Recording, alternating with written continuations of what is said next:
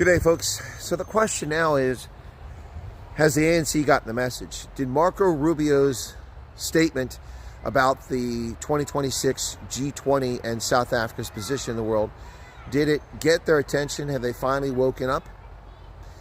On the 3rd of December 2025, Secretary of State Marco Rubio, the 72nd Secretary of State of the United States, issued a statement which was published on the Substack site, and I covered this last night after it came out. And now it's time to discuss this, as President Ramaphosa has responded, saying that South Africa just wants to be treated as a sovereign nation, that they will never be derogatory towards any other nations, that they deserve their spot in the world. Well, I believe that he's correct. South Africa is a sovereign nation. It deserves its spot in the world. Absolutely, 100%. No dispute on that whatsoever. The problem is that the ANC has not acted like a sovereign nation. They've acted like petulant children, undermining U.S. national interest, aligning themselves with rogue actors, with terrorists, and basically just playing the role of fool in order to gain favor with the leftists around this world. To what end, I'm not sure. But Marco Rubio said it very clearly last night. South Africa and the ANC has essentially been a rogue actor, and the United States is not going to put up with it. The news that came out of Marco Rubio's statement that hadn't been made public previously is the abusive treatment that U.S.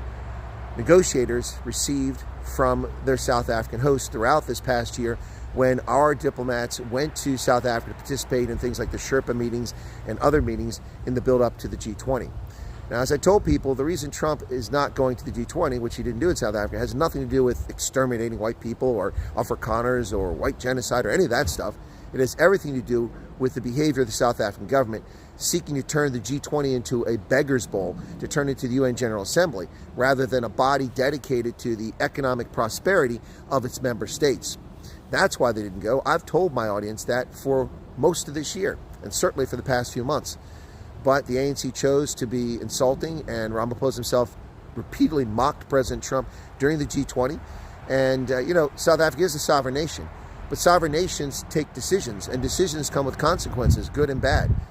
And so if South Africa wants to rejoin, under the ANC wants to rejoin the community of nations that are seeking to improve the condition of humanity and ensure prosperity for their people, well, the opportunity is there now. Ramaphosa was far more measured today in his comments, and he said, we'll never say anything derogatory. If only that had not been the case for the past number of years. South Africa's politicians have been very disrespectful, very rude, insulting, and they've also undermined the freedom, liberty, and prosperity of their own people.